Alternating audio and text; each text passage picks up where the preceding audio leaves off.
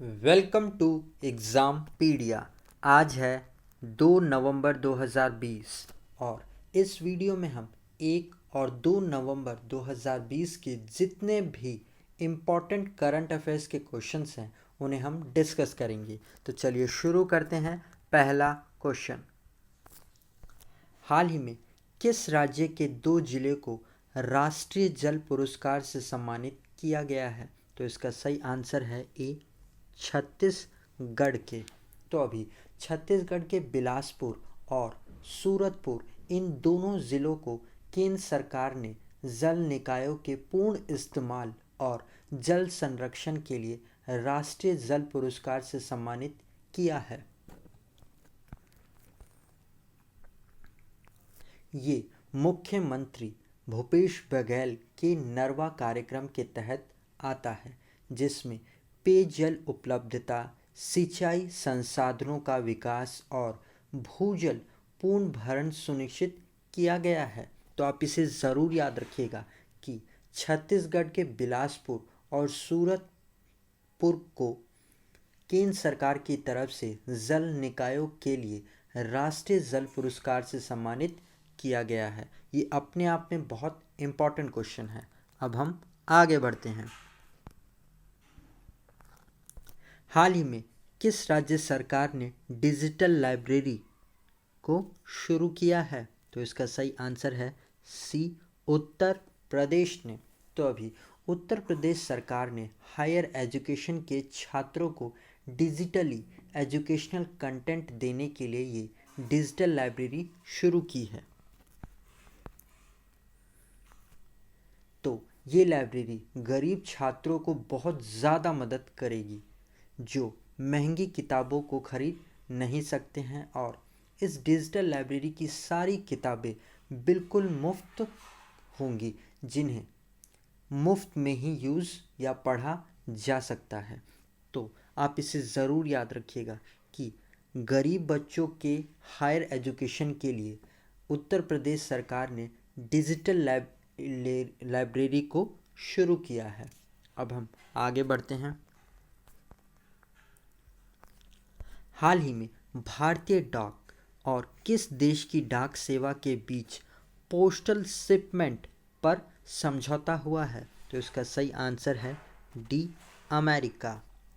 तो अभी भारतीय डाक सेवा और अमेरिकी डाक सेवा ने पोस्टल शिपमेंट से संबंधित सीमा शुल्क डाटा के इलेक्ट्रॉनिक चेंज के लिए आपस में एक समझौता किया है। भारतीय डाक, जिसका हेडक्वार्टर नई दिल्ली में है और इसके डायरेक्टर जनरल है अरुंधति घोष, और अभी कुछ दिनों पहले ही इंडिया पोस्ट ने 5 स्टार विलेज योजना को शुरू किया था। तो आप इस पॉइंट को भी ज़रूर याद रखिएगा। अब हम आगे बढ़ते हैं। हाल ही में किस राज्य के मुख्यमंत्री ने सुमंगल और एक छात्रवृत्ति वेब पोर्टल को लॉन्च किया है? तो इसका सही आंसर है सी, उड़ीसा।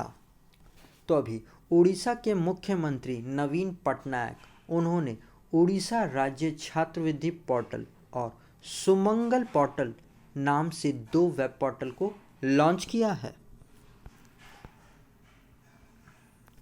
तो ये जो उड़ीसा राज्य छात्रवृत्ति पोर्टल है, ये राज्य के योग्य छात्रों को सहज और पारदर्शी तरीके से स्कॉलरशिप का लाभ प्राप्त करने के लिए मदद करेगा, जबकि ये सुमंगल पोर्टल ये अंतरजातीय विवाह प्रोत्साहन का लाभ उठाने में लोगों की मदद करने के लिए लॉन्च किया गया है।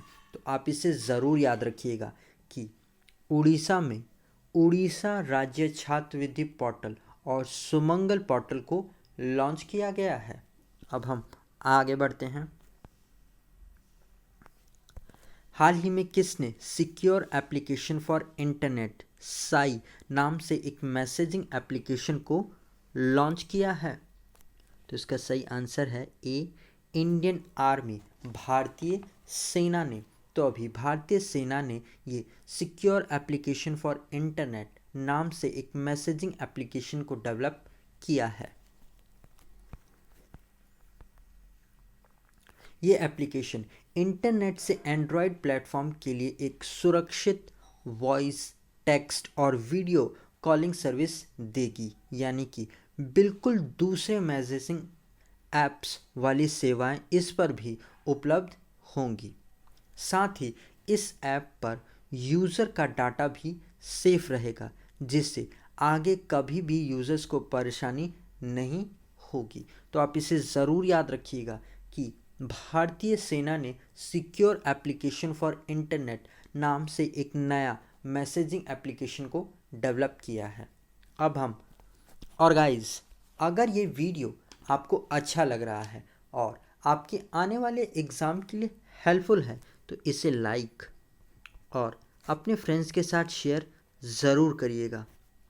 और अगर आप इस चैनल पर नए आए हैं और इस वीडियो को पहली बार देख रहे हैं तो आने वाले वीडियोस के नोटिफिकेशन के लिए आप इस चैनल को ज़रूर सब्सक्राइब करिएगा और पास में आए हुए आइकन को भी प्रेस करिएगा, जिससे कि आपको आने वाले वीडियोस के नोटिफिकेशंस मिल सके। अब हम आगे बढ़ते हैं। हाल ही में किस शहर में प्लास्टिक प्रीमियर लीग टूर्नामेंट खेला जाएगा? तो इसका सही आंसर है सी, इंदौर में। तो अभी शहर को सिंगल यूज़ प्लास्टिक से मुक्त करने के लिए मध्य प्रदेश के इंदौर में ये एक अनोखा प्रीमियर लीग टूर्नामेंट खेला जाएगा। इंदौर शहर जो लगातार चौथी बार देश का सबसे स्वच्छ शहर रहा है, इसीलिए इस प्रतियोगिता को यहाँ पर खेला जाएगा। ये प्रतियोगिता 45 दिनों तक चलाई जाएगी और इसमें सबसे ज़्यादा सिंगल यूज़ प्लास्टिक को कलेक्ट करने वाली टीम को प्लास्टिक प्रीमियर लीग ट्रॉफी से सम्मानित किया जाएगा। तो आप इसे ज़रूर याद रखिएगा कि एक अनोखा प्रीमियर लीग, जिसे हम प्लास्टिक प्रीमियर लीग कहते हैं, उसे मध्य प्रदेश के इंदौर शहर में आयोजित किया जाएगा। ये बहुत इम्पॉर्टेंट और अलग क्वेश्चनों में से एक है। अब हम आगे बढ़ते हैं। हाल ही में किसने महिलाओं को डिजिटल कौशल प्रदान करने के लिए NSDC के साथ समझौता किया है? तो इसका सही आंसर है बी, माइक्रोसॉफ्ट ने। तो अभी माइक्रोसॉफ्ट ने नेशनल स्किल डेवलपमेंट कॉरपोरेशन के साथ समझौता किया है। इस समझौते के अनुसार अगले 10 महीनों में भारत में 1 लाख से ज़्यादा महिलाओं को डिजिटल कौशल प्रदान किया जाएगा।